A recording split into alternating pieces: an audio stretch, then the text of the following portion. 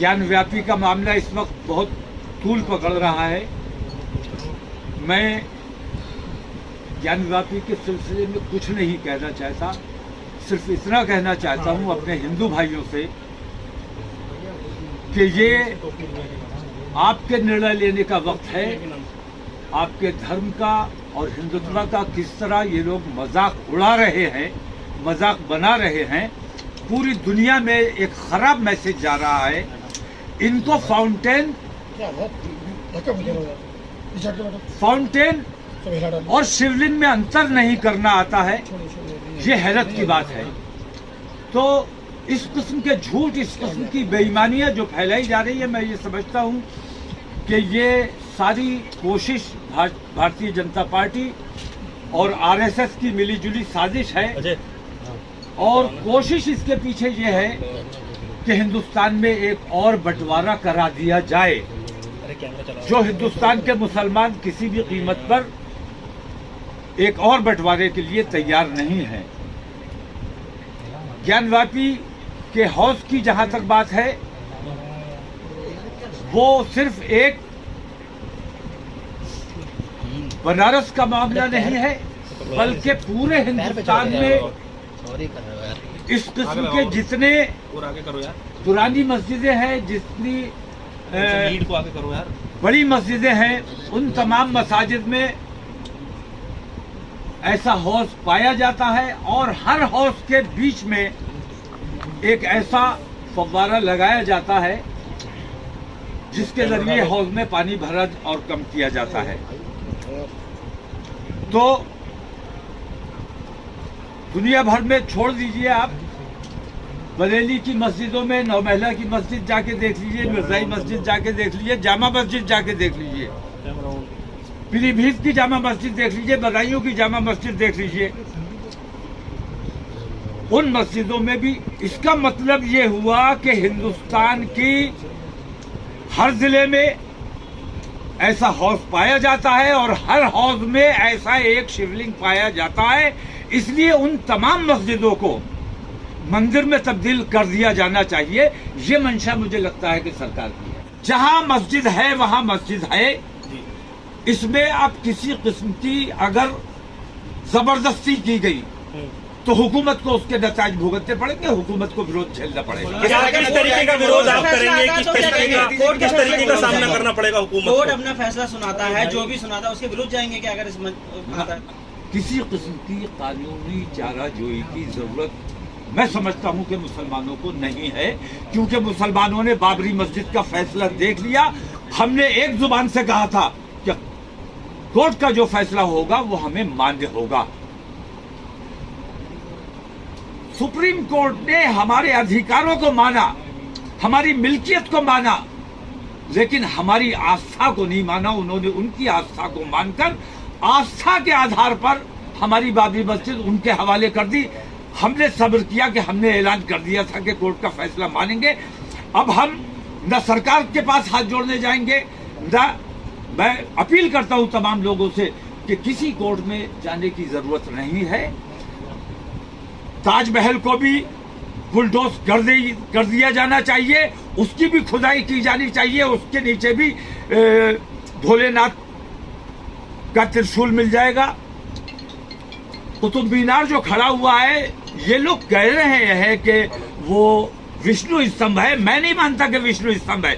मैं तो ये कहता हूं कि ये शिवलिंग है जो इतना ऊंचा खड़ा हुआ है, वो भी शिवलिंग है। और जितनी मस्जिदें हैं, जिन मस्जिदों में तालाब बना हुआ है और उसमें फाउंटेन लगा हुआ है, वो फाउंटेन नहीं है, वो तमाम का तमाम शिवलिंग है। उन तमाम मसाजिद पर कब्जा करते हैं, करने दो। हत्तल इम्कान हमें ये कोशिश, हमें उम्मीद नहीं है कि हमें कोर्ट से बाबरी मस्जिद जैसा ही अंजाम होगा अगर हम कोर्ट में जाते हैं। मैं मुसलमानों से अपील करता हूं, कोर्ट में जाने की जरूरत नहीं है, सब्र करने की जरूरत है। सब्र करने वालों के साथ अल्लाह है, हक परस्तों के साथ अल्लाह है। और किसी किस्म की कानूनी चाराजोई करने से हमारा कोई भला नहीं होने वाला है। जितनी मस्जिदों में जाइए, अजमेर शरीफ की दरगाह पर कब्जा कर लीजिए, वहां भी शिवलिंग मौजूद है, हर जगह शिवलिंग मौजूद है। उन तमाम मस्जिदों पर, उन तमाम दरगाहों पर जहां तालाब है, जहां फाउंटेन लगा हुआ है, वहां शिवलिंग है, उन तमाम जगहों पे कब्जा कर लिया। जितनी मैं कहता हूं कहां ठहरोगे?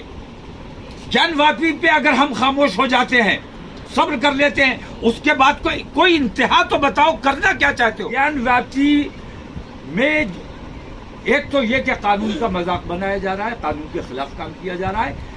कानून ने, अदालत ने कमीशन बनाया था बंद कमरों का मुआयना करने के लिए, हौज खुले में था, नमाज अंदर होती है लेकिन हौज तो बिल्कुल बाहर को था, और ये सदियों से बाहर है ये हौज, और हजारों लोगों ने, लाखों लोगों ने उस हौज को भी देखा है और उस हौज में उस फव्वारे को भी देखा है, लेकिन कभी कुछ नहीं हुआ।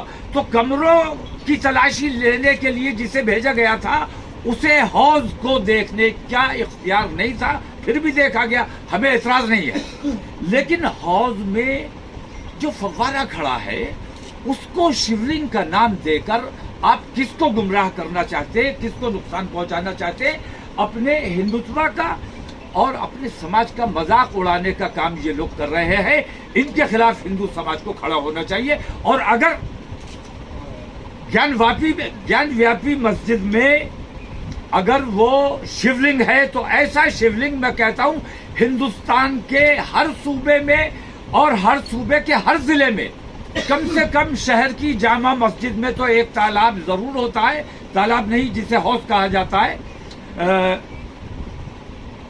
वो हौज, उस हौज के बीचों बीच फव्वारा होता है, जिसको फव्वारे को अगर वो ज्ञानव्यापी में जो है वो अगर शिवलिंग है तो ऐसा शिवलिंग हर जिले में और हर सूबे में मौजूद है। ज्ञानव्यापी के उस फाउंटेन को हुकूमत बेईमानी करके,